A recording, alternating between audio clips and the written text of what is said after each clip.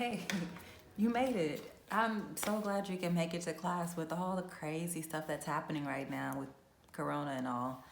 This is our first lesson online. This is Western Woke Philosophy 117, and I am your professor, Porsche A.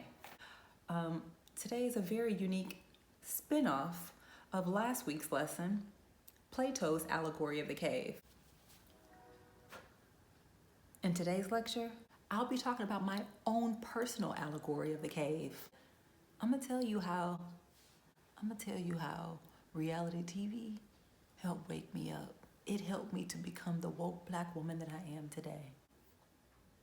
So make sure you watch to the end, because that's the only way you go get credit for your attendance. Anyway, hope you enjoy. Oh, pay very close attention, because Western woke philosophy is a requirement if you plan to graduate from the School of Life. If you have any questions, just put your comments down below. Okay. So, let's get started.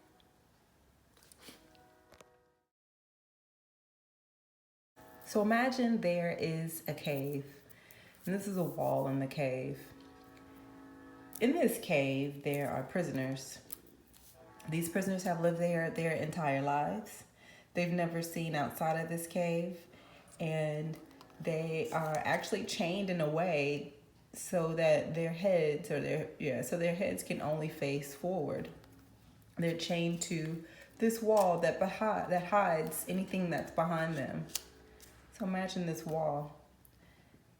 And on the front wall, we can see that these prisoners can see shadows on the wall, and they're kind of faint, and there are kind of muffled noises coming from the outside, so they can hear sounds, and they just assume that they're coming from these guys.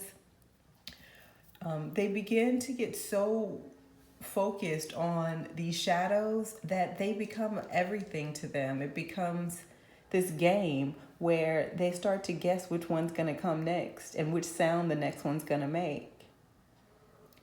But what these prisoners don't know is that behind the scenes, behind this wall, is a raised platform. And on this platform, or behind this platform, there is fire. And on the raised platform, you have people who come out holding sculptures. And as you can see, this is a sculpture, like a little object of a tree that they are holding up. And because it's in front of a fire, it projects onto the back wall, right? And so anything that these people, we'll call these guys puppeteers, are holding up can be reflected on this front wall. And these prisoners see this as fact. They see this as real. But what happens if one day one of the prisoners is allowed to break free and they are released? Here's one. We'll call this prisoner Porsche for the sake of things. And for some of you, you've already kind of put two and two together and kind of see where this is going. But let me just kind of break this down and how this is relevant today. And then I'll continue. So these prisoners represent the masses. They represent the people all around the world whose reality is distorted based on someone else. Like, their idea of reality is limited based on their perception, based on their experiences, and based on their life circumstances, right? Now, these puppeteers can represent a number of people, because these people ultimately are folks who benefit from creating a reality for the masses to follow or to believe in.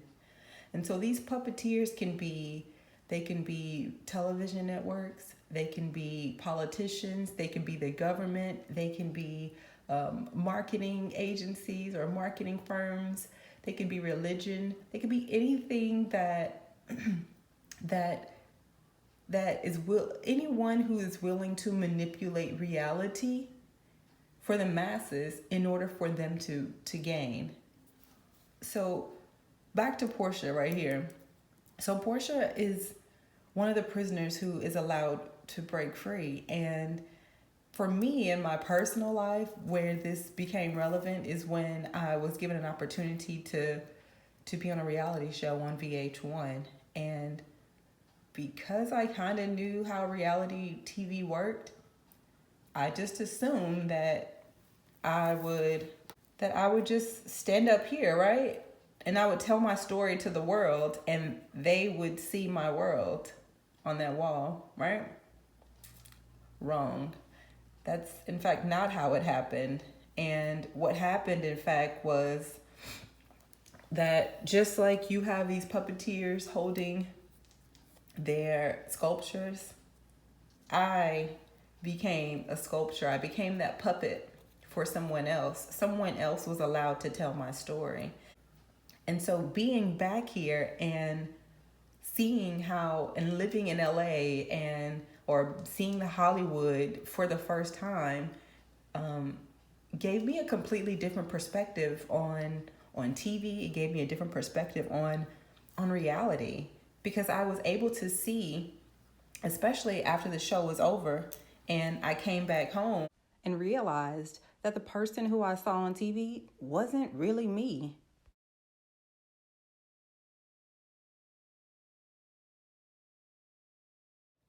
But when I came here and tried to tell people, like, that is not real. Like, that's altered. And not only is like reality TV altered, but everything that we put in our minds, that's a reality that someone wants us to buy into. But I wasn't received very well.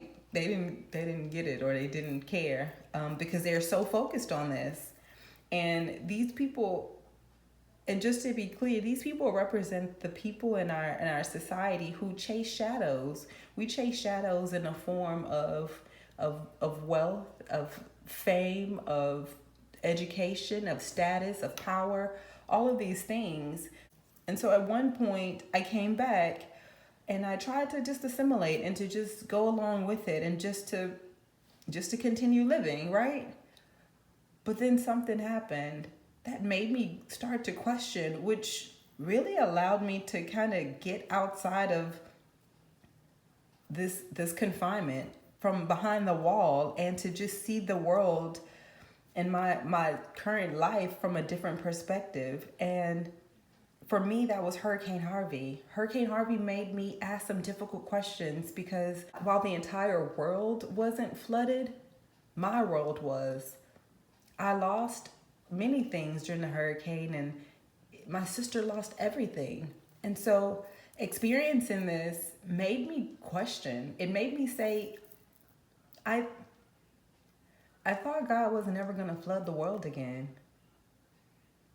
So what's really happening? I was so confused, but I didn't have time to process it because I had to move. That was like one of the starting points that, after reality TV, this was like another thing that really like opened my eyes to make me start to question and to wonder, what more is there to life? Is the reality that we believe, has it been altered? And so at that point, I just tried to continue to work and get my life back on track. But shortly after that, one of my really close friends died, and it was a sudden death. And I was so angry at God. I didn't understand how someone could have a chronic illness and be sick their entire lives and have to suffer their entire lives, and they just want to be married and have kids. And I wanted that for my friend. And I distinctly remember Ebony sitting on a hospital bed, or laying in a hospital bed, and like asking me, like, what if I die? Like, do you think I'm gonna die? And I told her no, like, and I laughed it off. I joked it off, like, girl, you writing a book, like, you tripping, like, you are not about to die. But she did. And I just felt so betrayed by God. And what I realized is that this experience, it made me face my deepest fear. And my deepest fear was death. It was leaving this earth and not making the impact that I know that I'm capable of doing. And it became real. I didn't know which direction to go in because I felt so betrayed by God. I didn't even know if all of this was even real anymore. I started to research like obvious topics like why in the world would, if scripture says that Jesus is described as this black man, why would we see imagery of a white man plastered all around, even in churches, even in black churches? It didn't feel right. It felt like deception. And I couldn't for the life of me at that time understand why someone would go through extreme measures to deceive me, to give me an image of something that clearly wasn't true. And when I started to dig in, I started to learn some really life-altering things. And initially, there was this cognitive dissonance. It was this, I don't want to believe that these things are true, because if I do, then this would shape my whole entire reality. My life as I know it, it won't be the same. And that was scary. And that was when I started to make my descent. I could see like in a faint distance that there was this light. And I didn't know where I was going, and I didn't know how to get there. And I don't know how I did, but I continued to just research and to learn. I studied history. I learned history from different perspectives. And what I realized is that when someone has you captive, they're going to teach you a different story than what is truth. They're going to tell you their side of the story. Eventually, I made my way, and it's kind that I drew these stairs, but there were no stairs. Imagine rock climbing, because that's what it felt like, trying to get my way out of this prison, this world that I'd been in. And what's crazy is I didn't realize that I was in a prison until I started to see more and more and more light.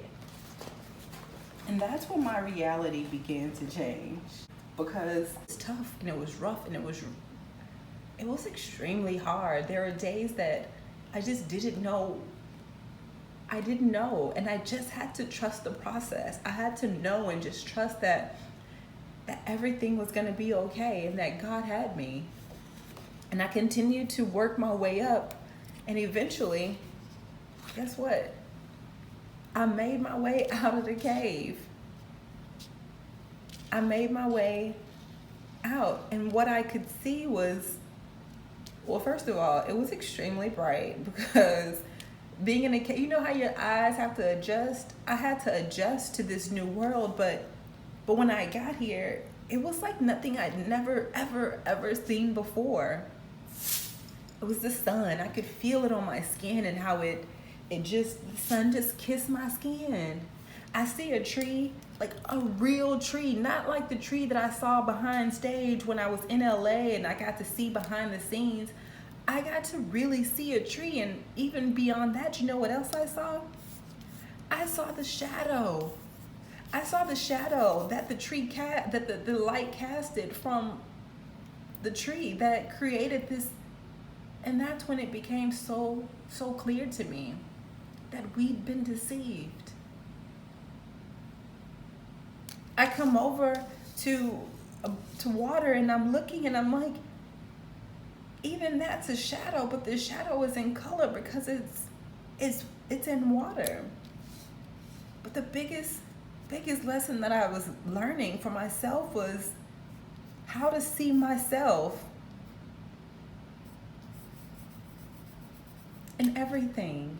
And when I started to see the beauty of God, myself, and that's the beauty, remembering that I'm made in the image of God, and being able to see God in everything, in the flowers, in the trees, in the beautiful skies. It was like a new earth. I'm learning who I am. I'm no longer assimilating. I'm no longer abiding by ideas or adhering to ideas that no longer serve me.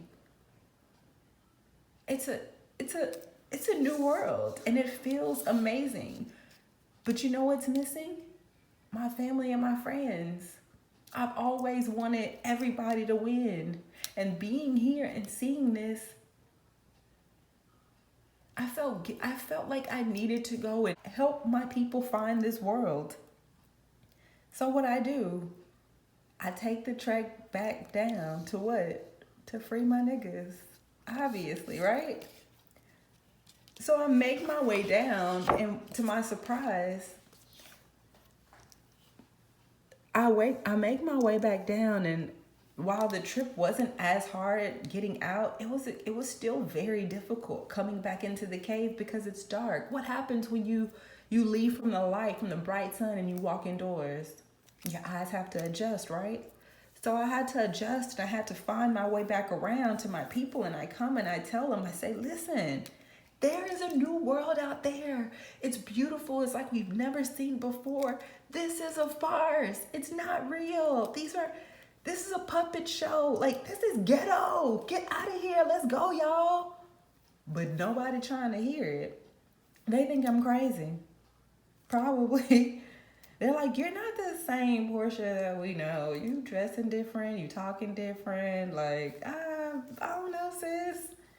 You done tripped and fell coming up in here. Sis, you look like you still struggling. We good. We just go stay right here. When you've been sold a lie and given a life and you've been indoctrinated with ideas that are not yours, you're born into belief systems. Some of us identify as Democratic or Republican because what? Because our parents were.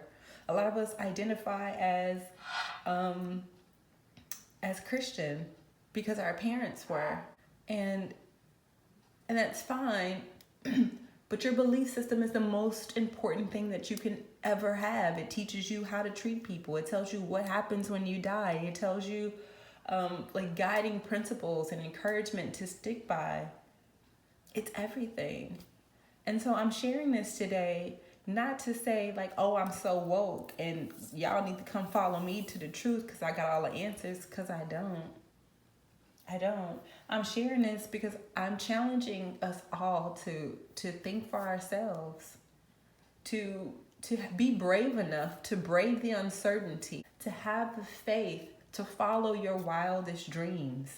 This is the season to be focused on that. But we also have to be extremely mindful of the information that we're putting into our minds. Even reality TV. When I returned home after living in LA, I could no longer look at the world with the same filter over my eyes. I had to think for myself. I had to approach life more cautiously and be more alert. And here's the thing, having these eureka moments is not just unique to me because I did reality TV. This is available to anyone who is asking and who is seeking truth. And so right now, during this corona pandemic, a lot of us are asking some difficult questions. We're feeling this uneasiness. And that means that we're at a good place. Now it's time to start getting to the root, getting to our core, exploring our purpose here on this earth, and having the courage to walk in that truth. So instead of homework today, I'm not going to assign homework because I know that everyone's plates are full right now. Also because I don't want to grade homework. But I'm just going to leave a few reflection questions, and hopefully it can help you get to know yourself better and help you to explore reality from a different perspective. So, till next time, scholars.